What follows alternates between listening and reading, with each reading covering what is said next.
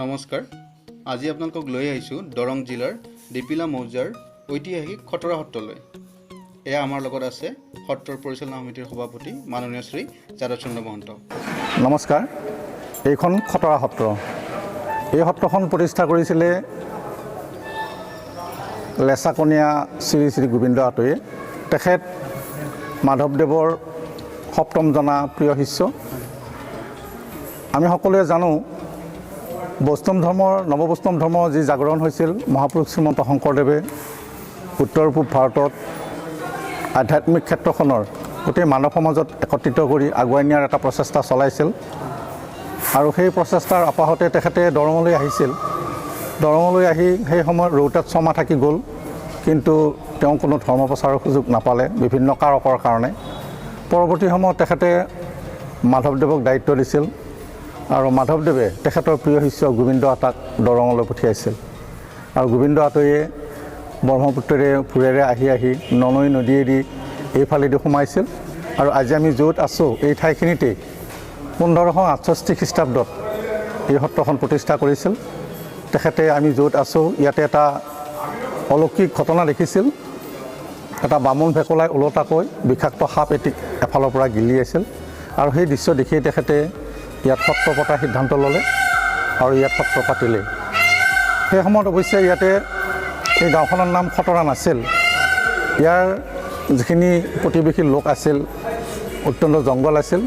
সেই লোকখিনি কিন্তু তেখেতক বৰ অসুবিধাত পেলাইছিল। বিশেষকৈ 4গৰাকী খট মানে আচলতে সিহঁতে ধৰাটো এৰি নিদিয়ে, নিজৰটোৱে ৰাখিব বিচাৰে। তেখেতক সত্ৰ পতাত স্থাপন কৰাত বৰ অসুবিধাত পেলাইছিল। কিন্তু তেখেতে তেওঁলোকক বুজাই পঢ়াই সত্ৰ পতাৰ প্ৰস্তুতি ল'লে। তেওঁলোকে কিন্তু ভগৱানক নেদেখিলে ইয়াত মানে পূজা পাতল বা নাম কীৰ্তন কৰিবলৈ দিয়া সুযোগটো দিয়া নাছিল।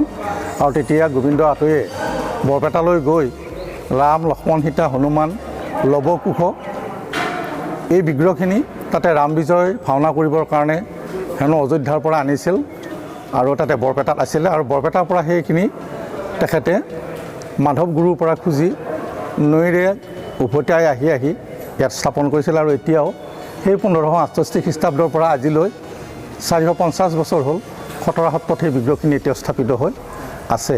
আৰু সেই বিগ্ৰহখিনি দেখিয়েই সৎসকল বৰ প্ৰভাৱিত হ'ল, ভগৱানক পোৱা বুলিয়ে ভাবিলে। তেখেতসকলে নাম কীৰ্তনত বহি গ'ল আৰু সেই কৌশল কৰিয়ে তেখেতে তাৰ আগত গুৰু আসন স্থাপন কৰি, গুৰু আসন আছে আমাৰ, গুৰু আসন স্থাপন কৰি ভগৱতৰ যি লীলামালা, এক ঈশ্বৰবাদ, শ্ৰৱণ কীৰ্তন, শ্ৰেষ্ঠ ধৰ্ম ইয়াক তেওঁ শিকাই দিলে। আৰু তেতিয়াৰ পৰা পৰম্পৰাগতভাৱে সত্ৰখন ৰাতিপুৱা, দুপৰীয়া আৰু সান্ধ্য এই 3 প্ৰসংগ চলি আহি আছে। আৰু বিভিন্ন আমাৰ যিখিনি অসমীয়াৰ উৎসৱ আছে, উৎসৱখিনি ইয়াত পালন কৰা হয়। আৰু এই সত্ৰখনৰ এটা ডাঙৰ উৎসৱ আছে, সেই উৎসৱটি হৈছে পাছতি মহোৎসৱ। আমাৰ নন্দোৎসৱৰ 5 দিন পিছত, আমাৰ জন্মাষ্টমী 5 দিন পিছত হয়। আচলতে শ্ৰীকৃষ্ণৰ জন্মাষ্টমী 5 দিন পিছত হয়, কিন্তু তাৰিখটো ইফাল সিফাল হয় কাৰণে আমাৰ খটৰা তথা দৰঙীবাসী ৰাইজে আলোচনা কৰি ৰাইজৰ সুবিধাৰ্থে ভাদ আৰু আহিনৰ সংক্ৰান্তিত এই উৎসৱটি পালনৰ ব্যৱস্থা কৰিলে। আৰু এতিয়া সেই উৎসৱটি এদিন দুদিনকৈ এতিয়া 5 দিনকৈ আয়োজন কৰা হয়। আৰু এই উৎসৱত মাধৱদেৱৰ ভাওনা তেখেতৰ দধিমঠত ভাওনাখন কৰা হয়।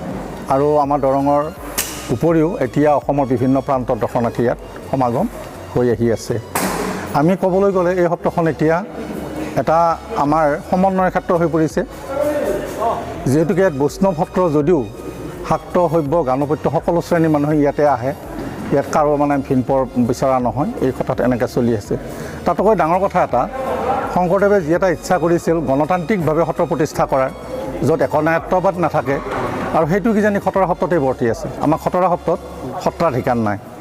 অন্যান্য সত্ৰত খটৰা সত্ৰত সত্ৰাধিকাৰ আছে, বা বংশ পৰম্পৰাগতভাৱে পুতেকসকল সত্ৰাধিকাৰ হ'ব পাৰে, তেনেকুৱা। অৱশ্যে আজিকালি 2-1 সত্ৰ তেনেকুৱা গণতান্ত্ৰিকো হ'লেও কিন্তু খটৰা সত্ৰ প্ৰাৰম্ভণিৰ পৰাই এতিয়ালৈ সত্ৰাধিকাৰ নাই। কোনো বিশেষ গোষ্ঠীৰ হাতত এই সত্ৰখনৰ পৰিচালনাৰ দায়িত্ব নাথাকে। সমূহীয়াভাৱে পৰিচালনা সমিতি গঠন কৰা হয়। সেইগৰাকী ব্যক্তি মহন্ত হ'ব পাৰে, কোচ কেওট কলিতা হ'ব পাৰে, যোগ্যজনক স্থান দিয়া হয়। আৰু সেইভাৱেই চলি আহি আছে। আৰু এতিয়ালৈ আমাৰ 450 বছৰ হ'ল সত্ৰখনৰ। আৰু এইবেলি আমি আয়োজন কৰিছোঁ 450 বছৰীয়া জয়ন্তী উদযাপনৰ কাৰণে ঈশ্বৰে কৰিলে নিশ্চয় সেই ভাগ কৰি উঠিব।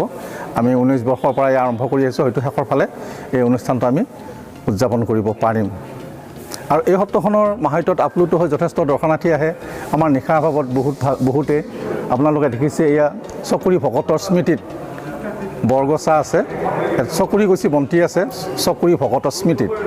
আৰু মানুহবিলাকে আমিতো সকলোৱে আকাংক্ষাই কৰোঁ, কামনাবাদীয়ে আমি, গতিকে ল'ৰা ছোৱালী পঢ়া, অসুখ বিসুখ বা অন্যান্য কিবা শুভ চিন্তন কৰিলে বৰগছা জ্বলাব বিচাৰে। আমাৰ আতৰিসকলৰ লগত পৰামৰ্শ কৰি বৰগছা নিশাৰ ভাগত প্ৰচলন কৰা হয়, থিয় নাম ধৰা হয়, প্ৰসংগ কৰা হয়। ঠিক এইভাগে আমাৰ সত্ৰখন চলি আহি আছে।